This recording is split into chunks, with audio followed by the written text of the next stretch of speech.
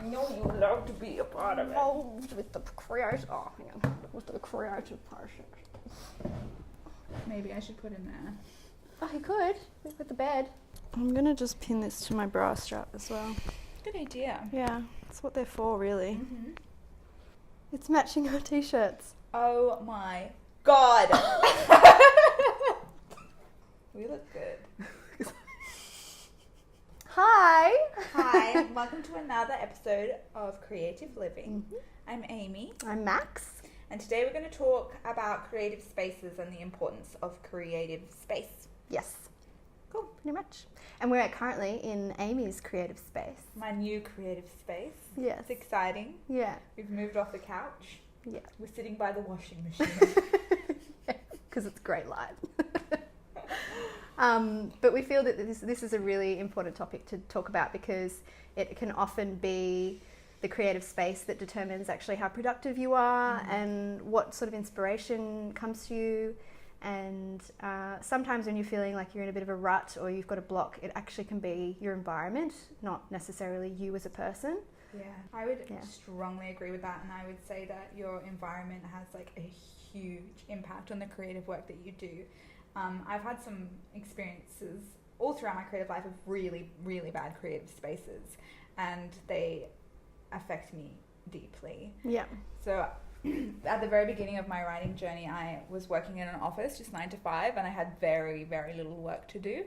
Like, I had to get the milk and I had to get the mail, and that was pretty much it all day. So I was like, this is like the perfect job to do writing from. I'll just bring in my writing, get the milk, get the mail, and I'll be fine. I literally maybe wrote like 200 words in a year. It was just zapped creative energy out of me. Huge. It was such a negative space, like fluoro lighting, cold grey, people doing work that did not uplift them in any way. I didn't feel uplifted because I'd been hired to do like such a bullshit job. And I had learnt to stare into space and do nothing all day, and nothing could make me be creative in a space like that. It took all my power away from me. And that was a really good example, straight up, as I started to write this book, of how important creative space is. Because that was not creative space. It was not good. No, and often you can think that it's you as a person as well. Yeah, I mean, I did. Yeah. Because it was my first time, really. Like, I just started writing, and I was like, I've got all this time. Like, I really got angry at myself about it. I was like, you literally have the perfect job for a writer, because all you can do is write. But I couldn't, and I was really angry at myself. And it was only later when I found spaces that helped me to write that I realized that it was, it was about the energy in that space, and it didn't help me create. And that's true when you say, like, I've got the perfect space for a writer, but if it's not feeling right, then it's obviously not going to be, like, it might look good on paper, and it might be, everyone thinks, oh, you've really made it, you found the place, and if it's not feeling right, it's not feeling right. Exactly. And it's really as simple as that. Yeah, and you just need to trust it. You don't even need to question it that much. No. Yeah. And like the word, like it speaks for itself that you say that you feel like you probably only wrote about 200 words for the entire year. That says something. Of course. So even though it might seem like it ticks all the boxes and it's what you thought you wanted, it doesn't necessarily mean it's what's good for you. Exactly. As a creative person. Yeah. Where do you like to create?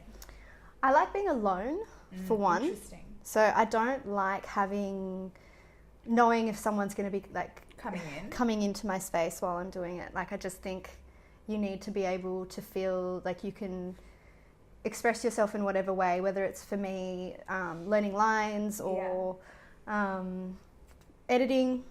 Even I really don't like having interruptions, and knowing if there's someone that's going to be coming in and out of that space, or even just in the next room, it can really affect my productivity. Because when I go in, I want to just be in it. I want to just be thinking about that one thing, and often it's actually harder than you think to find a space like that where you're not going to get interrupted. No one can come in. Yeah. Even if like it's just for a solid 2 bathroom. hours. Yeah. Pretending like you're showering or something. Yeah. And like sometimes the car, I find, is a really great spot just to even sit for a few minutes, because you know it's just you. And like the tinted windows sort of protect you from the outside world. I understand that. That's cool. Yeah. I think that's really interesting, and it brings up the topic of the fact that we all need different things. Because for me, I have to have sound, movement around me if I want to work. Like I have to have people. Yeah. And I don't need anyone talking to me. Like, don't talk to me. Fuck off. But can you just be around me, please? Be here, but just don't be here. Thank you very much. So for me, cafe work was always my solution. I have worked from home for a few years, and I found when I worked from home, because I felt guilty about going out to cafe because I would spend money. So I locked myself in my house, and it made me very depressed. I was so alone. There was no communication. I'd spend days where I didn't even realize that I hadn't spoken. And it was really bad for my mental health. And it was even worse in that office space. I just need activity and to remind myself that life is like around me. And so for a very long time I wrote in cafes, and I really just like that feeling of the world moving around me but still being able to sit in my own space. And now I've moved into a co-working space where artists are all around me, and I can feel like creative energy, and no one's coming into my world, so I can focus on what I'm doing. But it's like an uplifting spirit, and I feel affirmed by what everyone's doing, because everyone's doing creative work. I'm doing creative work. I feel a part of a community, and I haven't felt like I'm a part of a real life community since I was in school. Like, it's so important for me to feel like what I do is not only what I do, but what others do as well. Yeah, sort of a greater. Yeah, like that there thing. are other people out there who have been like, nah, fuck the 9 to 5. I just want to do what I want to do, and I'm gonna create stuff for a living. Yeah, that's great. It's like so powerful. Yeah. And so I've really enjoyed working in this co-working space. It's funny you also mentioned the cafe, because there's been times where if I'm writing or I need to just brainstorm ideas, which I do a lot, I'm constantly brainstorming and redesigning my vision and my goals and what I want. I find that's when it's really good to be out like at a cafe, only because I think what I do is the intention is to go and do that work. Like you take yourself out of where you could be watching the TV or being distracted in some way. You just have your laptop, you sit down, you might not necessarily even have internet, and you do what you need to do, and then you go. And sometimes having like a hot chocolate is really nice. The best treat. So good. Something that I love to talk to other creatives about is making sure that we treat and love our inner creative, our inner child, so that when we do the work that we do, we feel supported and loved by ourselves, because it's so often just us with us.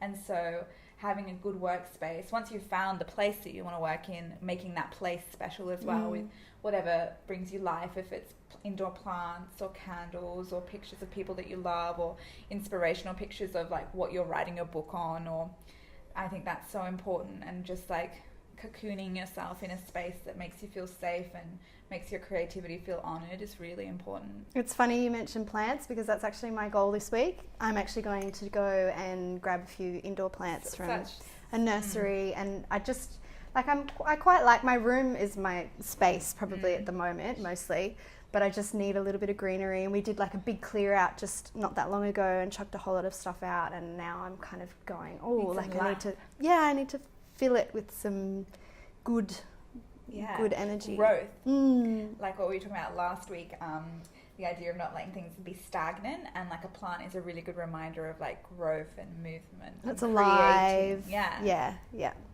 I think that another big part of why I didn't like working from home, and I definitely think it can work for a lot of people, but it didn't work for me, is the fact that I really like returning home.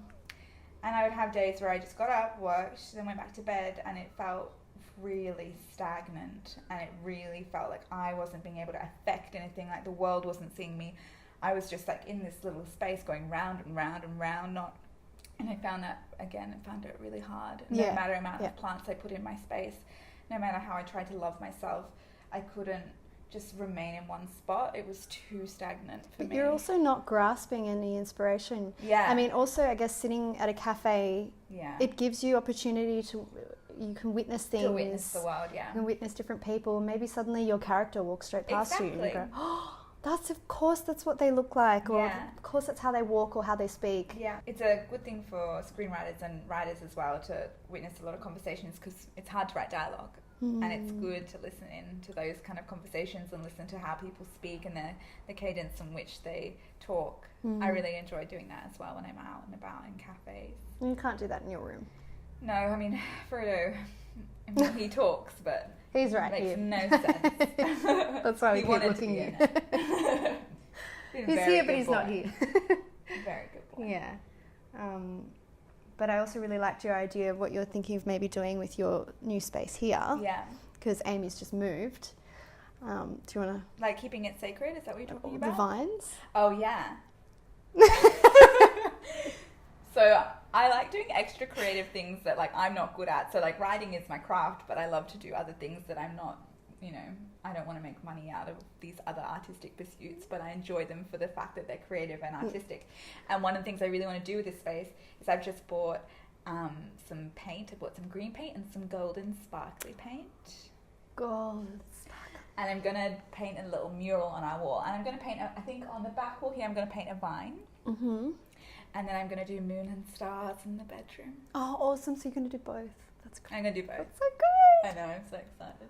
I'm going to fuck it up. It's all part of it. I'll just get some white paint and just start again. I think it'll just be beautiful. You can paint over whatever you don't like as well. You can it's just layers. Yeah, layers and layers. Layers and layers and layers. Yeah. And that will be a nice way to bring life to this place and also to literally put my creative stamp. It's making it literally your own. on my home, yeah. Yeah. Yeah. Like finding ways to make it your own. Yeah. And I mean, when we've been doing these videos, we've been at mine or we've been at yours and just bringing even just the teapot or the salt candle or things like that. That's even just a way of bringing a bit of yourself with you. And they often say that with actors, if you're in a scene and you need something to ground you, one of the strategies is to have something that either brings you back to whatever character that might be, whether it's a childhood item that you can put somewhere in the scene that isn't necessarily going to be noticed, or you have something that's on you, like a little pin or something that grounds you and brings you back to that moment. Yeah, it's the power of things is crazy. I think it's something we often look over.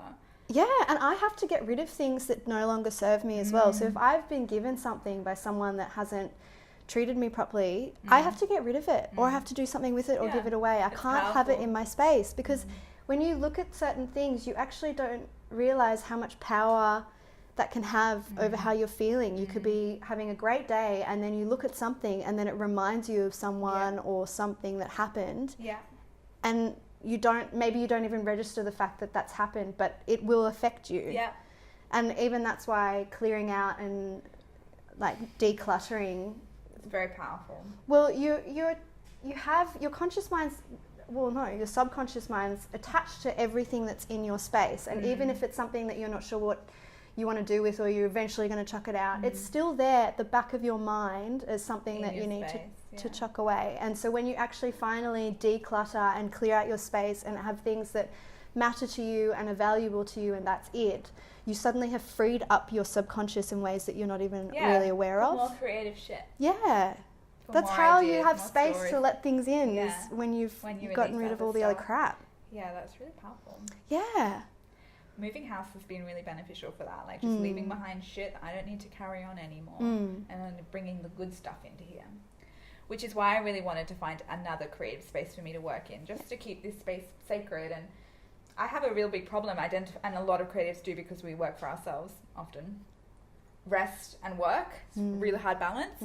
And so that's also why I've really found it beneficial. I mean, I've only been there for 2 weeks, but so far I found it really beneficial to go to work and to come home to rest. And this is my restful space. And sometimes, I will work here, but it has more restful vibes. I'm not waking up and going to work in the room over from my bedroom. Yeah, exactly. And it's not there sitting sort of glaring at you going, why haven't you walked in yet? It's like, I'm home. I'm not working. Yeah. Feels good. It does. It feels nice. But it definitely, like, it was a choice for me to go and have this office space. It's an investment. Yeah. But I think it's an investment that I'm really excited about. I think it's going to benefit my work and in the end of the day pay off. Yeah, well, the Florence Scovel Shinn book that I've been reading, you've got to invest. You've got to invest in the things that you see yourself in. So if you want to be a paid writer, then invest in things that will get you Yeah. there. You know, it's the act of faith before Yes. it's, you know, manifested. It's already... This has been a big act of faith. Because Yeah. I'm just telling the universe that I trust that this financial investment is going to pay. Mm. And it will. Yeah. I can feel it. Yeah. Everything that you do takes you a step forward, even if you... maybe it doesn't take you in the step that you want it to take all the time. There's always something that comes out of it that benefits you. Yeah. But it's hard to have that faith. Yeah. Especially when you're getting like tiny things done one step at a time. Yeah. And sometimes because we don't have bosses who are like, good work today, and it's like hard for us to say that to ourselves, we don't really realize how many tiny steps we're taking at all. And like yesterday, I went to work,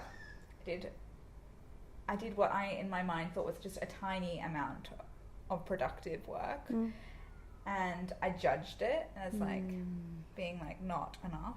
Yeah.